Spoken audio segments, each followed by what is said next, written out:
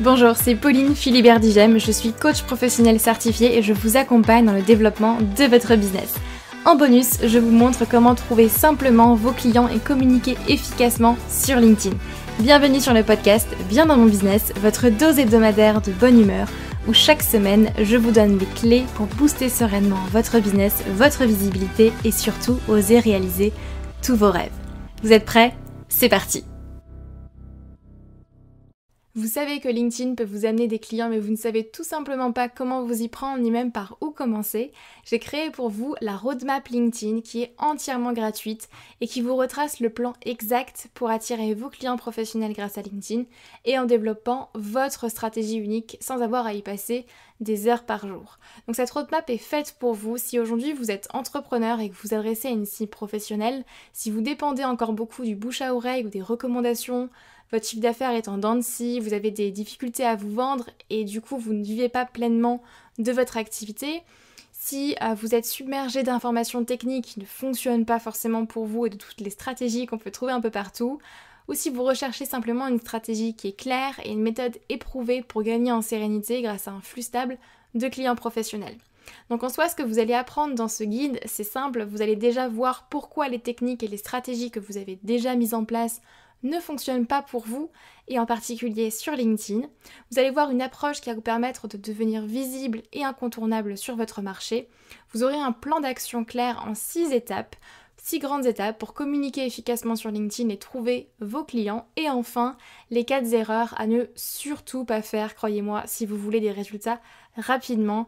4 erreurs qu'à mon avis vous faites probablement. Donc ce guide est entièrement gratuit et vous pouvez le télécharger tout simplement en cliquant sur le lien en description de ce podcast, ou bien alors vous allez sur le lien que je vais vous dire tout de suite sur www.humanbusiness-academy.com/guide. Donc je répète, www.humanbusiness-academy.com/guide. Mais c'est encore mieux si vous cliquez sur le lien en description de ce podcast.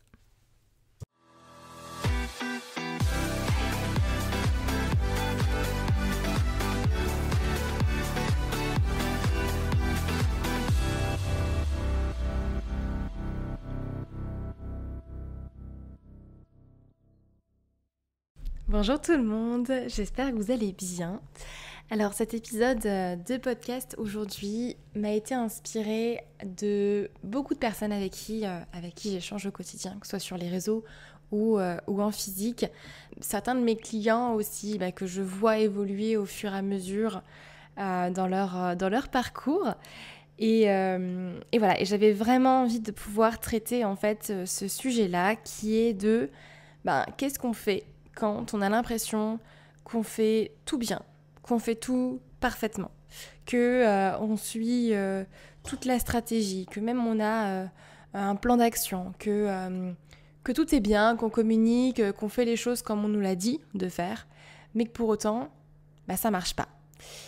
Ça décolle pas, il n'y a pas forcément de clients derrière de signer, ou alors peut-être qu'il y en a quelques-uns, mais c'est pas foufou et c'est pas ça qui va nous permettre d'en vivre. Et honnêtement, je connais beaucoup d'entrepreneurs dans cette situation-là et ça m'attriste parce que je trouve ça vraiment dommage. Et quand on se lance à son compte, l'idée c'est pas de galérer pendant 2 ans avant que ça marche. Moi honnêtement, j'ai pu en vivre dès le premier mois.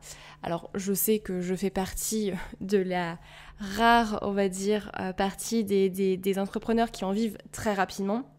Mais pour autant, je pense déjà avoir accompagné assez d'entrepreneurs en coaching pour remarquer quand même des schémas, j'avais le mot en anglais en tête, des schémas que je retrouve très régulièrement chez beaucoup de mes coachés. Justement, qu'est-ce qui fait que vous avez l'impression de tout faire bien et que vous suivez les choses étape par étape, mais que pour autant, ça prend plus de temps que prévu, ça prend du temps et vous n'avez pas forcément de clients derrière. Et je sais que dans ces moments-là, souvent, c'est les montagnes russes aussi de l'entrepreneur et on est plus souvent en bas que en haut. On a du mal à s'accrocher, on se demande c'est quoi le problème, est-ce que c'est moi, est-ce que c'est mon marché, est-ce que c'est mon offre, qu'est-ce qu'on fait, est-ce que je change complètement d'activité, est-ce que même je retourne au salariat. Moi ça me fait très mal au cœur quand j'ai quelqu'un en face de moi qui me dit ça, mais je me dis waouh, c'est lourd, quoi. Et j'aimerais pas que ça vous arrive. Donc, d'où l'idée de cet épisode de podcast-là. Je vous ai résumé 4 grandes raisons pour lesquelles, justement, aujourd'hui, votre business ne décolle pas, même si vous avez l'impression de tout faire bien, vous avez suivi mes épisodes de podcast, vous regardez plein de contenus gratuits, vous avez quelque chose de solide, un business, déjà vous avez clarifié vos bases, c'est solide, vous vous lancez, super, mais ça ne décolle pas, j'ai pas de clients. Qu'est-ce qu'on fait ? Eh bien, je vous ai préparé 4 raisons. Souvent, on remarque les 4 d'ailleurs chez la plupart des gens. Parfois, c'en est 1 ou 2 seulement, mais je suis certaine que vous allez vous reconnaître dans une de ces 4 raisons, ou peut-être effectivement les 4. La première raison va concerner tout simplement les plus impatients d'entre vous, et j'en fais partie. Je suis une très très grande impatiente dans la vie. J'ai toujours voulu tout de suite et maintenant, et ça me frustre énormément quand je dois attendre. Mais la première raison, en fait, c'est tout simplement que vous ne laissez pas le temps au temps. Il y a des personnes pour qui ça peut se débloquer en quelques jours, et en quelques jours, vous allez pouvoir trouver votre premier client, et c'est génial. D'autres personnes où ça peut prendre quelques mois. Mais il faut bien comprendre que c'est ok. Et selon la stratégie en plus que vous allez choisir et que vous allez utiliser, ça peut prendre plus ou moins de temps.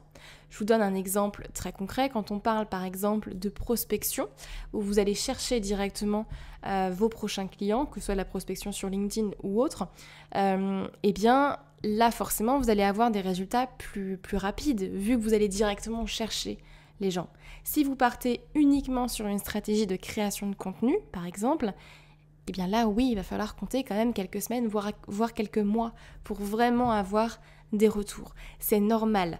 Et ça va vraiment dépendre aussi de vous, des choix que vous faites dans votre entreprise et de la stratégie que vous voulez utiliser. À titre d'information, par exemple, dans la Human Business Academy, je mets beaucoup plus le focus sur la création de contenu parce que sur le long terme, c'est ce qui vous apportera plus de clients sur LinkedIn, bien évidemment. Par contre, j'ai tout un module sur la prospection sur LinkedIn pour pouvoir justement avoir des résultats plus rapidement. Mais donc ça veut dire une chose, c'est que si aujourd'hui vous avez clarifié votre cible, vous avez clarifié votre offre, donc vous savez ce que vous vendez, à qui, mais ça ne vient pas tout de suite, c'est ok. En fait, il faut vraiment que vous puissiez vous laisser le temps à tester une stratégie à la fois et ne pas forcément tout de suite partir dans plein de stratégies différentes et au bout d'une semaine se dire ça marche pas, je change. Non, laissez-vous en fait du temps, que ce soit 1 mois, 3 mois ou peut-être 6 mois en fonction aussi de votre situation et de l'urgence à laquelle vous avez besoin aussi de remplir des nouveaux clients, mais c'est important de laisser le temps au temps et de se laisser le temps en fait d'expérimenter, de faire des choses quand même, parce qu'il ne s'agit pas non plus de croiser les doigts et de croiser les bras et puis d'attendre que les gens arrivent. C'est pas l'idée. Il suffit effectivement d'être bien proactif, mais laissez le temps au temps. Et quand vous avez clarifié votre cible, quand vous avez clarifié votre offre, quand vous avez clarifié votre positionnement, et que votre positionnement il est aligné avec qui vous êtes, que vous avez travaillé sur vous et que les personnes que vous voulez attirer sont en phase avec vous-même, vous voyez, eh bien déjà il faut savoir une chose, c'est que quand vous avez des bases qui sont clarifiées, quand vous avez une image de marque, quand vous avez un positionnement, quand vous avez tout ça, déjà naturellement vous allez attirer des personnes à vous. C'est magnétique, c'est énergétique, que vous y croyez ou non. C'est, j'ai envie de dire, c'est logique. c'est même normal. Par contre, ça peut prendre effectivement plus ou moins de temps. Et ça demande d'avoir confiance dans le processus. Ça demande d'avoir confiance aussi en soi, en ce que vous avez déjà créé, en ce que vous avez déjà mis en place. Et je sais que souvent, c'est le plus dur pour les impatients. Moi, par exemple, c'est quelque chose qui a été et qui est encore assez difficile chez moi de faire confiance au processus et d'avoir confiance que tout viendra à un moment donné et que tout va se débloquer à un moment donné. L'important, c'est juste de continuer, d'avancer, de continuer à se remettre en question, de continuer à mettre en pratique ce que j'apprends, de continuer à me faire coacher et à avancer en fait à mon rythme. Mais laissez le temps au temps. La deuxième raison, elle va aller vraiment en lien avec la première, justement, qui est de laisser le temps au temps. La deuxième raison pour laquelle vous faites tout bien, mais pour autant vous n'avez pas forcément de clients, c'est que tout simplement vous avez tendance à vous éparpiller. Alors ça, je crois que c'est, j'ai pas fait forcément de statistiques, mais peut-être 80-90% de mes clients qui viennent et qui me disent « Pauline, je m'éparpille à droite à gauche, j'ai trop d'idées, je ne sais pas quoi faire. » Et forcément, quand on a trop d'idées, eh bien, on dilue aussi son énergie, on dilue ses résultats dans son business, et donc ça peut prendre beaucoup plus de temps. Et moi, j'ai pour habitude de dire à mes clients, faites une idée à la fois. Mettez en place une stratégie à la fois, une idée à la fois, un réseau à la fois, plutôt que de vous éparpiller sur plein de plans différents, parce que il faut savoir que quand on s'éparpille à droite à gauche, souvent derrière, ça vient d'une peur directement chez nous, que ce soit la peur d'échouer, la peur de manquer, la peur de rater quelque chose, la peur de douter et de se dire qu'on a peut-être mal choisi sa stratégie, qu'on a peut-être mal fait les choses, et donc du coup, on va s'éparpiller à droite à gauche pour maximiser ses résultats. Le problème, c'est que quand vous faites ça, vous ne les maximisez pas du tout. Au contraire, vous les minimisez, et ça va vous demander beaucoup plus de temps d'atteindre vos objectifs, tout simplement. Et ça, c'est une première chose déjà à clarifier quand vous vous éparpillez et quand vous avez trop d'idées, c'est déjà quels sont vos objectifs, quelle est votre vision. C'est quoi pour vous, au final, réussir, en fait ? Qu'est-ce que vous voulez atteindre concrètement ? Ok, vous voulez des clients, mais pourquoi faire derrière ? Et combien de clients vous voulez pour gagner combien de chiffre d'affaires ? Et qu'est-ce que ce chiffre d'affaires représente pour vous ? Tout ça, c'est des questions qu'il faut absolument que vous puissiez vous poser.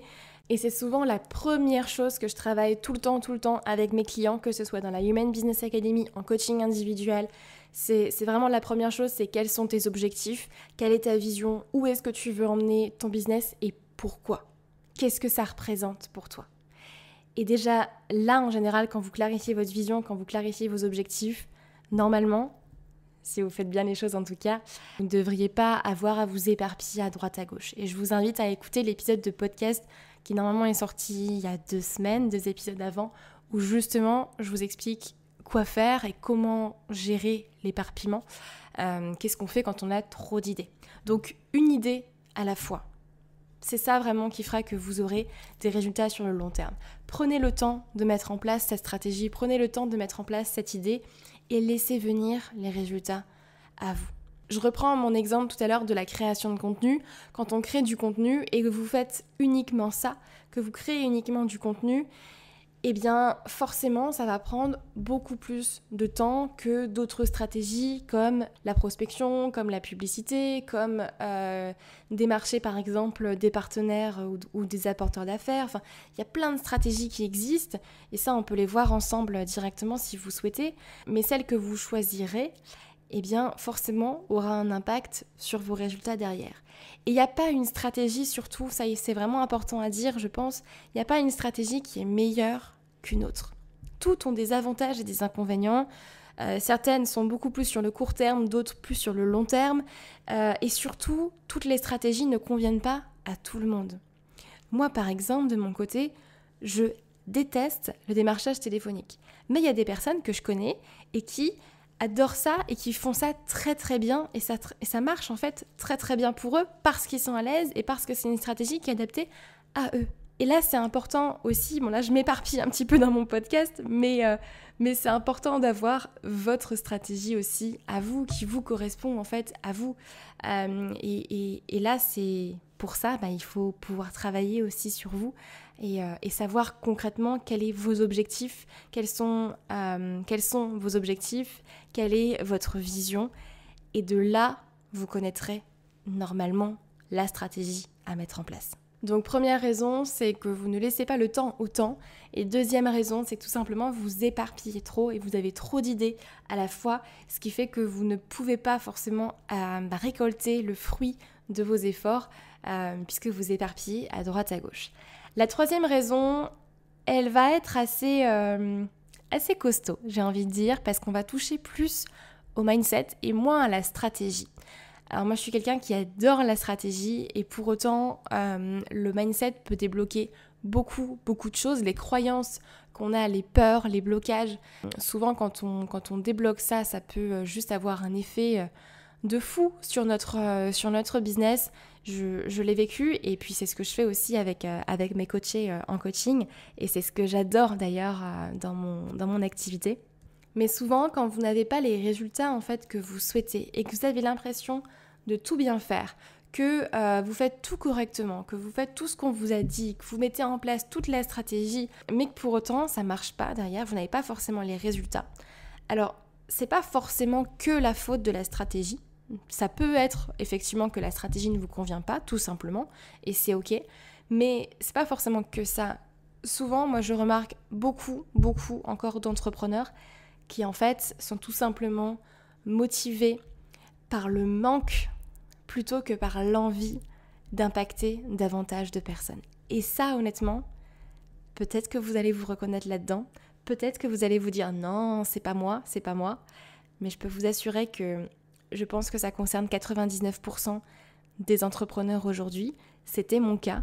Et honnêtement, j'ai mis beaucoup de temps à le comprendre, à le conscientiser et à le dépasser derrière. Mais c'est très fort possible, en fait, qu'aujourd'hui, vous avez une volonté d'avoir des clients et une volonté de faire du chiffre d'affaires, que la motivation, en fait, que la peur de manquer est tout simplement plus grande que l'envie d'impacter le monde.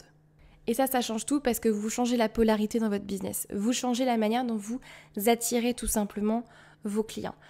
Quand vous avez peur de manquer, l'énergie que vous allez dégager dans votre contenu, dans votre stratégie, dans les appels que vous allez faire avec vos prospects, elle va venir à l'intérieur de blessures que vous avez, de peurs que vous avez. Énergétiquement, ça se ressent en face. Et donc, forcément, ça bloque.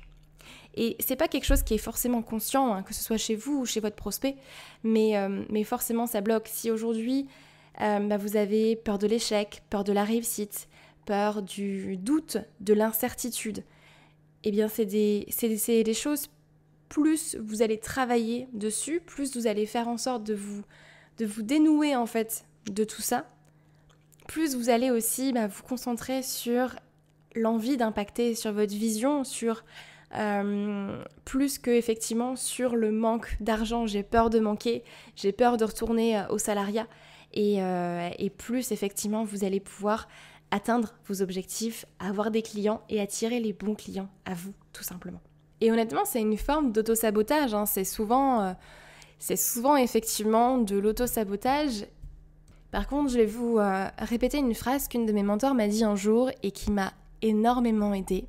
C'est que quand on parle de mindset, quand on parle de croyances, de peur, le problème vient de nous. D'accord ? Donc le problème vient directement de vous, à l'intérieur de vous. Et c'est pas mal en soi, hein. Au contraire, c'est une bonne chose parce que quand le problème vient de vous et que le problème vient de votre mindset, c'est génial parce que ça veut dire que la solution, c'est vous aussi. Et ça change tout. Parce que si vous avez effectivement peur de manquer et d'autres peurs, d'autres croyances qui vous empêchent d'avoir les résultats que vous voulez avoir aujourd'hui, ça veut aussi dire que les solutions, vous les avez en vous.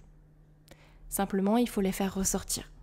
Et c'est ce qui fait que parfois, on a beau avoir tous les outils, toutes les stratégies à portée de main, le plan d'action, si on n'est pas dans le bon état d'esprit, ça ne marchera pas. Je vais vous donner un exemple très simple qui ne va pas toucher à l'entrepreneuriat, mais c'est comme si dans la vie, vous voulez attirer l'amour de votre vie. Vous voulez attirer l'homme de votre vie, la femme de votre vie, mais au fond de vous-même, vous n'êtes déjà pas prêt à vous aimer vous. Comment est-ce que vous voulez que quelqu'un d'autre le fasse ? Alors je sais que c'est peut-être dur à dire, mais pour autant, c'est vrai. Quand vous vibrez à une certaine fréquence, quand vous avez une énergie différente, forcément, vous allez attirer des personnes différentes. Et donc quand vous vibrez à une fréquence plutôt basse, qui est motivée par la peur de manquer d'argent, forcément, vous n'allez pas attirer les bons clients à vous. Si vous êtes avec une fréquence, donc là en bas, imaginez mes mains, là en bas, et que vous voulez attirer des clients qui ont une fréquence beaucoup plus haute que vous n'allez pas les atteindre en fait, tout simplement.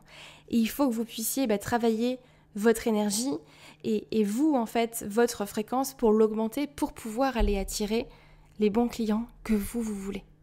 Et c'est pareil en amour. Quand on apprend déjà dans un premier temps à s'aimer pleinement, je pense que vous pouvez le remarquer dans votre entourage, on a forcément une énergie différente, on rayonne différemment et donc on va attirer des personnes aussi différentes. Et c'est pareil dans votre business. Je vais vous donner un autre exemple.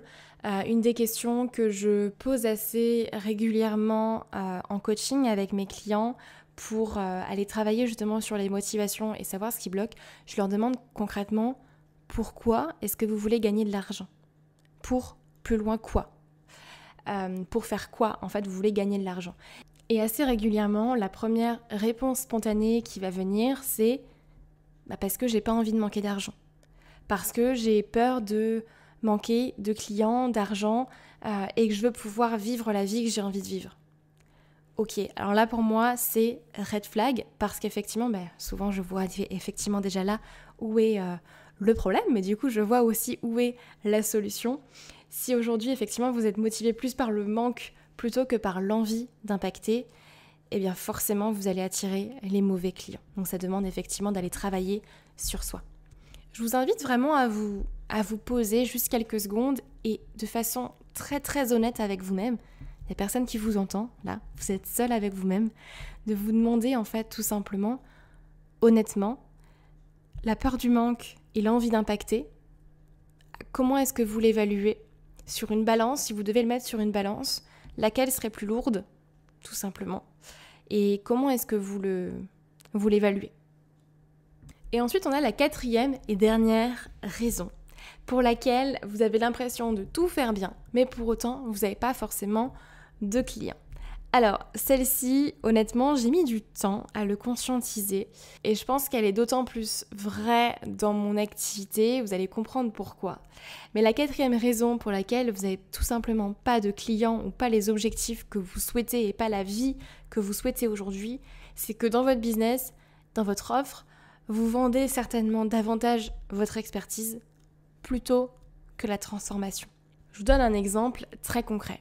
Quand j'ai démarré, mon slogan, ma tagline ou ce que je disais en général, c'était « Je vous aide à trouver des clients grâce à LinkedIn, en maîtrisant LinkedIn ». Et en fait, dans toute ma communication, c'était mon expertise LinkedIn qui était mise en avant.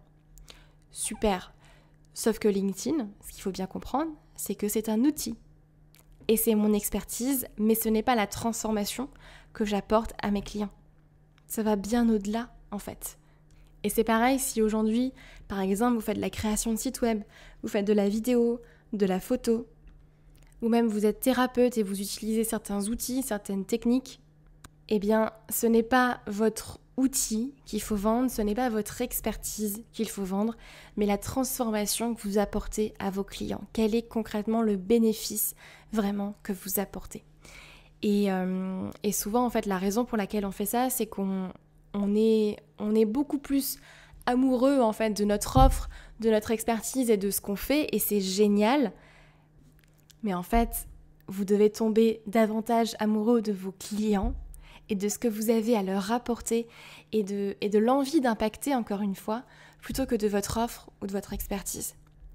C'est là où souvent, c'est pas forcément facile parce que ça vous demande en fait de vous décentrer de votre expertise, ça vous demande vraiment de prendre du recul par rapport à votre offre, par rapport à ce que vous faites tout simplement, et vraiment de vous focaliser sur vos clients préférés, sur votre cible, sur eux, sur leurs besoins, leurs envies, sur ce que vous pouvez vraiment leur apporter et la manière dont vous allez pouvoir les impacter.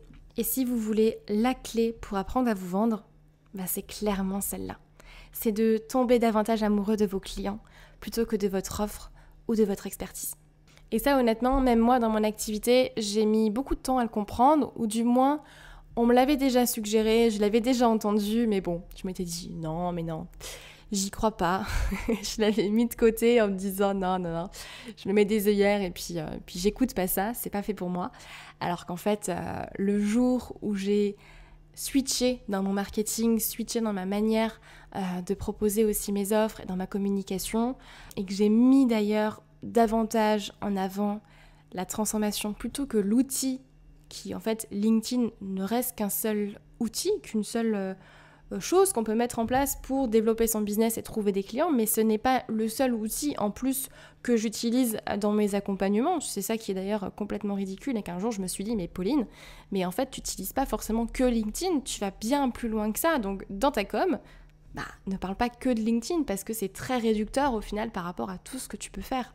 Et c'est là où je me suis dit, mais LinkedIn, en fait, c'est que le moyen, c'est le véhicule, au final, pour aller à l'objectif, pour aller à la transformation. Mais en fait, on pourrait prendre n'importe quel véhicule pour y aller. Et pour vos clients, c'est pareil. Que vous vendiez du coaching, de la formation, de la création de sites web, de la vidéo, de la photo, peu importe. En fait, votre expertise, c'est votre véhicule, si vous voulez. Mais dans votre communication, dans votre manière de vendre, c'est la transformation qu'il faut que vous mettiez en avant. Un prospect, quand il vient vous voir, il vient chercher une transformation. Il vient chercher un objectif en particulier. Il veut savoir que, en prenant votre offre, il va pouvoir être rentable, il va pouvoir rentabiliser son investissement, que ce soit en termes d'argent, de temps, d'énergie, de visibilité, peu importe. Mais il va vouloir chercher à rentabiliser son investissement. Et ça, c'est pas en expliquant votre outil que vous allez lui faire prendre conscience de ça.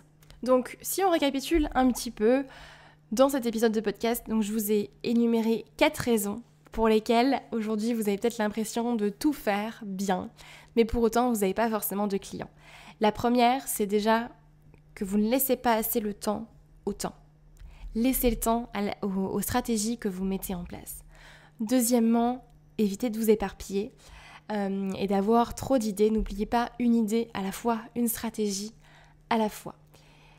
Troisième raison, c'est sans doute parce que vous êtes tout simplement motivé davantage par le manque d'argent, le manque de plein d'autres choses, plutôt que par l'envie tout simplement d'impacter. Et enfin, quatrième raison, c'est tout simplement parce que vous vendez davantage votre expertise plutôt que la transformation que vous apportez à vos clients. Et peut-être que vous vous retrouvez dans les 4, peut-être que c'est dans une seule tout simplement, et honnêtement c'est ok, mais au moins vous de votre côté, ça vous permet de mettre le doigt sur le problème. Et rappelez-vous une chose importante, si le problème c'est vous, ça veut aussi dire que la solution c'est vous tout simplement et que vous avez en fait déjà toutes les clés pour dépasser ce blocage.